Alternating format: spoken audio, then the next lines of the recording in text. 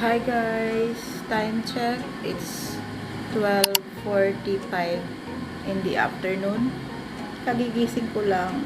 Ang nakakaloka kasi yung tulog ko nakukuha ko talaga sa madaling araw, which is dapat mabago ko na yun kasi babalik na ako sa work.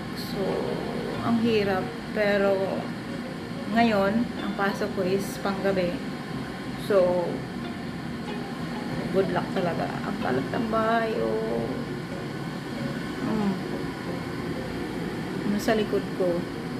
I-uniform ko. So, ang gagawin ko ngayon is babanlawan ko yung nasa washing machine. And then, naririnig nyo maingay. Nag-iinit ako ng tubig kasi kakain na ako. Magiging brunch na to. Brunch. Breakfast and lunch. So, tipid. Diba? Kanina, lumakas pa yung ulan.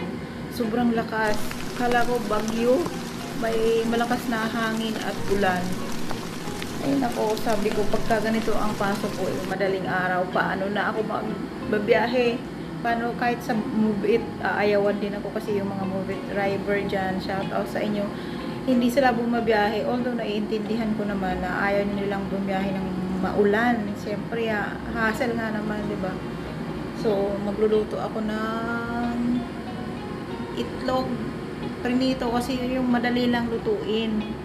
Siyempre, 'di ba? Pero mamaya ang babaonin ko is adobong chicken. Magluluto ako ng chicken para naman makakain uli ako ng homemade yarn. So, akala mo talaga marunong ko magluto.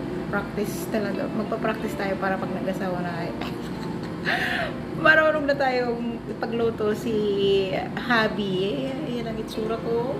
Kagigising ko lang. Ang sexy pagka bagong gising. Wala pang blood tummy pa. So, yun lang muna. Lately, hindi ako nakakagawa ng video kasi medyo busy ang inyong lola sa OJT. So, ngayon, official duty ko mamaya. Thankfully, thanks God.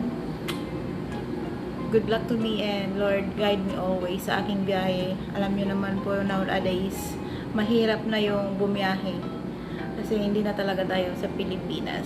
Yun lang muna.